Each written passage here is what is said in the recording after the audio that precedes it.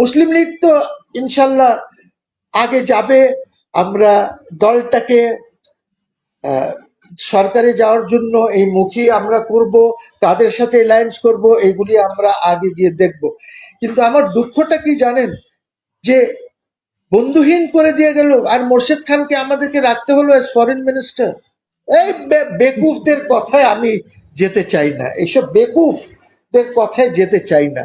এই বেকুফরা এরকমই বলে ক্ষতি হবে না, তারপরে যখন ক্ষতি হবে আপনাকে তো ভুটান থেকে মাল আনতে দেবে না, আপনার নাম মাল ভুটানে যাবে না, আপনার এক জায়গা থেকে আরেক জায়গায় যদি কোনো পোর্ট থেকে ট্রান্সশিপমেন্ট করতে হয় সেটা হবে না, আপনার এয়ারলাইনের যে ব্যাপার আছে, এখান থেকে ধরেন গুডস নিয়ে গেল, ওইখান থেকে আরেক প্লেনে লোড করতে হবে গার্মেন্টস, ধরেন ওই ট্রান্সশিপমেন্টটা করতে দেবে না। What nonsense to they talk, I don't understand. এদের রাষ্ট্র পরিচালনা করার তো কোনো আইডিয়াই নাই। আমরাই রোড ম্যাপ দিয়ে দেব যে এই এতদিনের মধ্যে রিফর্মস করেন, এইভাবে আপনি এতদিনের মধ্যে ইলেকশন করেন, সেটা আমরা বানিয়ে দিতে পারি। এমন না যে দক্ষ লোক না।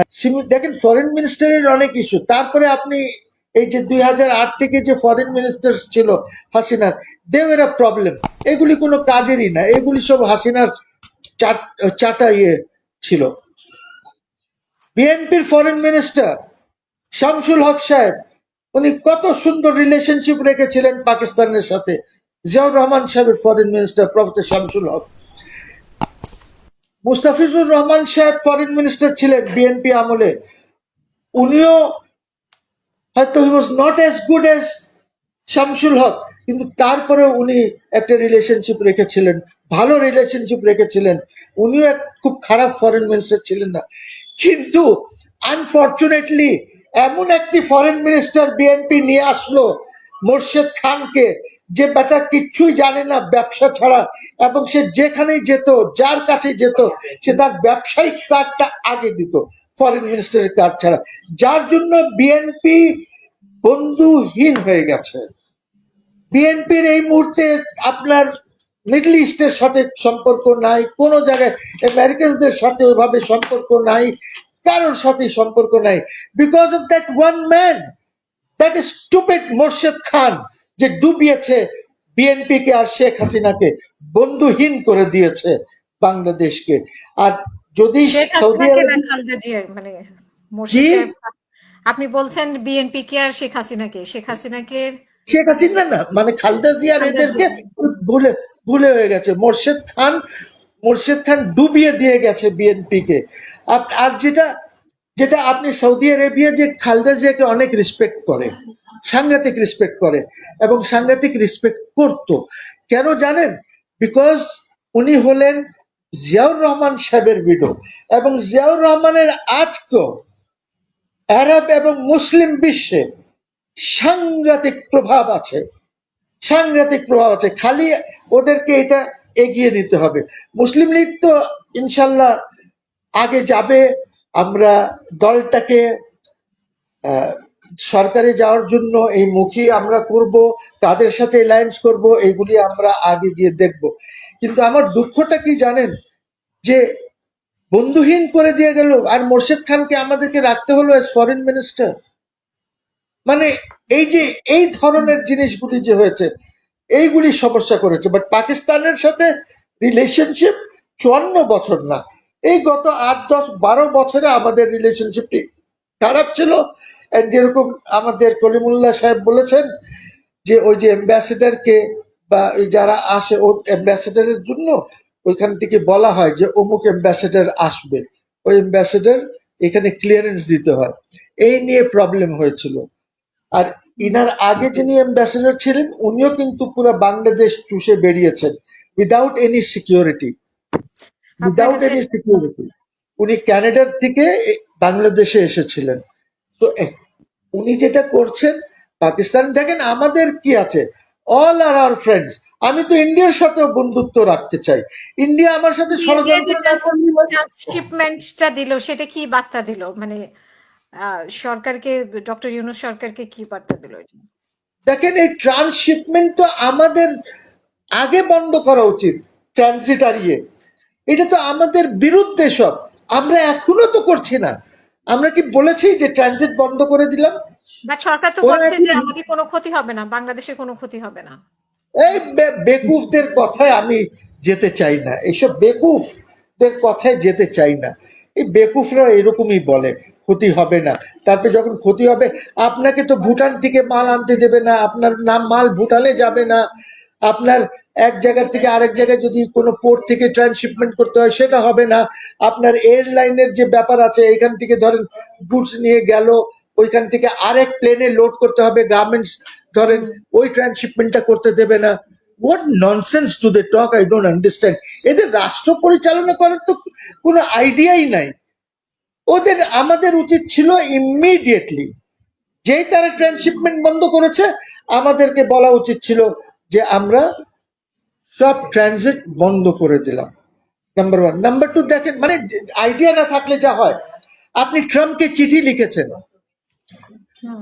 আপনি ট্রাম্পকে চিঠি লিখেছেন ট্যারিফের পরে, তো আপনি এই চিঠিটা প্রথমত ফেসবুকে কিভাবে রিলিজ হলো আমি জানতে চাই। How? This is a very important letter, number one. Number two, আপনি চিঠি লিখে বলেছেন যে আমরা তোমার সাথে এই যে আমার উপরে 34 না 37% ট্যারিফ যেটা লাগিয়েছো এটা নেগোশিয়েট করতে চাই, কিন্তু এইটাই শুধু বলেন নাই, আপনি বলে দিয়েছেন যে আমরা তোমার থেকে এলএনজি নেব জিরো ট্যারিফ, আমরা তোমার থেকে অমুক জিনিস নেব জিরো ট্যারিফ। আমি তোমার, আপনি নেগোশিয়েট কি করবেন? ঘোড়ার ডিম। কি নেগোশিয়েট করবেন? আপনি তো চিঠিতেই বলে দিলেন যে তোমাদেরকে জিরো ট্যারিফ। আপনি তো লিস্ট দিয়েছেন, 4 5 6টা আইটেমের লিস্ট দিয়েছেন, চিঠিটা পড়েন, লিস্ট দিয়েছেন। তারপরে দেখেন আপনি আজ পর্যন্ত ইন্ডিয়ার সাথে আমরা কত আন্দোলন করেছে না বিএনপি, আমরা বলেছি না যে তোমাদের কি চুক্তি আছে রিলিজ করো, আমরা দেখতে চাই, জনগণের সম্মুখে নিয়ে আসো। জি। আনছে? এনেছে? আনে নাই। We want good relationship with Pakistan. আমরা চাই যে সার্কটা রিভাইভ হোক। এই যে উনি বলেছেন ইউনূস সাহেব 3 4 বার সার্ক রিভাইভালের কথা, উনি কি পদক্ষেপ নিয়েছেন? পদক্ষেপ কি হয় জানেন? ফরেন ইসে আপনাকে এমিসারি পাঠাতে হয়, স্পেশাল ইনভয়, আপনার চিঠি নিয়ে যাবে ডিফারেন্ট ক্যাপিটালসে, সেখানে যিনি রাষ্ট্রপ্রধান বা দেশ প্রধান আছেন, সরকার প্রধান আছেন, ওদেরকে আপনার চিঠি দেবেন, দিয়ে আলোচনা করবেন যে আমরা চাচ্ছি যে সার্কটা রিভাইভ হোক। সার্ক রিভাইভ হলে কি হবে যে আমাদের অনেক কনভেনশন আছে, সার্কের অনেক ট্রিটিস আছে, এই ট্রিটিস গুলি রিভাইভ হয়ে যাবে ভালোভাবে। সো আপনি তো পদক্ষেপ নেন নাই, আপনি খালি জনগণকে বেকুব বানানোর জন্য বলেছেন যে আমরা সার্ক, আর ওখানে কথা হলে বলেন যে আমরা সার্ক রিভাইভ করতে চাই, সার্ক নিয়ে আলোচনা করতে চাই। আলোচনার কিছু নাই, চিঠি দেবেন, চিঠি দেবেন আপনার স্পেশাল ইনভয়, অথবা আপনার foreign minister, somebody will take this letter to Kathmandu, Thimphu, Delhi, Islamabad, Kabul, Colombo, মালে, এইখানে যাবে চিঠি নিয়ে, চিঠি নিয়ে গিয়ে আলোচনা করবে এইটা নিয়ে। ওইখান থেকে তারা বলে দেবে হ্যাঁ আমরা রাজি আছি সার্ক রিভাইভ করতে, আমরা তোমাদের সাথে আছি। সে বলবে আমি রাজি আছি, হয়তো ইন্ডিয়া বলবে যে না আমি রিভাইভ করব না। তো আপনি ফরেন মিনিস্টার্সদেরকে এখানে একটা ছোট কনফারেন্স করে নেন, এই 7 8টা দেশে ডেকে ওদের সাথে আলাপ করে চার্টারের ইয়ে করেন, কিন্তু করবে না, because SAARC is the baby of Ziaur Rahman. এটা উনার চিন্তাধারার থেকে এটা হয়েছিল, এবং কেন হয়েছিল? সো দ্যাট এখানে ট্রেড ভালো হতে পারে। আমাদের তো ট্রেডের এগ্রিমেন্ট আছে, সাফটা আছে না আমাদের, south Asian free trade area আমাদের আছে তো। ওর আগে আমাদের ছিল প্রেফারেন্সিয়াল ট্রেড এগ্রিমেন্ট, যার ইসে পরে এটা হয়েছে। Hasina, these are all things, এটা করতে হবে আপনাকে, এটা করতে হবে, করার জন্য he should take the initiative. Initiative তো নিচ্ছে না, কথা বলছে। এই ফরেন মিনিস্টার আসবে, পাকিস্তানের ডেপুটি প্রাইম মিনিস্টার এই মাসেই বোধহয় আসার কথা, আসবে, ওনাকে উনি এই কথা বলবেন, but somebody has to take the initiative. ইনিশিয়েটিভটা তো আমরা, এটা আমার বেবি, সার্ক হলো আমার বেবি, বাংলাদেশের বেবি, জিয়াউর রহমানের মাইন্ড থেকে চিন্তাধারার থেকে এটা এসেছে, আমার উচিত হবে এটাকে নিয়ে আমরা যেন এগিয়ে যাই। উনি তো গ্রামীণ ব্যাংকের এমডিশিপও ছাড়েন নাই, উনি কোর্টে মামলা করেছেন, রিট পিটিশন করেছেন, ওইটা আবার পরে অ্যাপেলেট ডিভিশনে নিয়ে গিয়েছেন, ওইখান থেকে উনি হারার পর উনি হাতটা ধুয়ে নিয়েছেন ভালো করে যে আমি এখন নাই। ওইটার মধ্যে আমি যেতে চাই না। তবে আমি অন আ সিরিয়াস নোট আমি বলি যে ওনারা যা করছেন করতে দেন। আমি আমাদের বিএনপির ভাইকে বলেছি যে আপনারা উদ্যোগ নেন, উদ্যোগ নিয়ে একটা কনভেনশন করেন, আমরা রিফর্মস গুলি আমরাই বানিয়ে দেব, কি কি রিফর্মস দরকার ওই রিফর্মস গুলি আমরা দিয়ে আমরাই রোড ম্যাপ দিয়ে দেব যে এই এতদিনের মধ্যে এই রিফর্মস করেন, এইভাবে আপনি এতদিনের মধ্যে ইলেকশন করেন, সেটা আমরা বানিয়ে দিতে পারি। এমন না যে ও দক্ষ লোক নাই বিএনপিতে বা জামাতে বা অন্য দলগুলিতে, উই ক্যান ডু ইট, এবং আমরা এটা জনগণের সামনে আসেন হাজির করে দিই। এটা আমার অনুরোধ রইল বিএনপির কাছে, একটি বড় দল, আপনি আপনার দলের থ্যাংক ইউ ভেরি ফোরামে মাচ। আলাপ করেন একটু কাইন্ডলি। জি, অনেক ধন্যবাদ। ধন্যবাদ।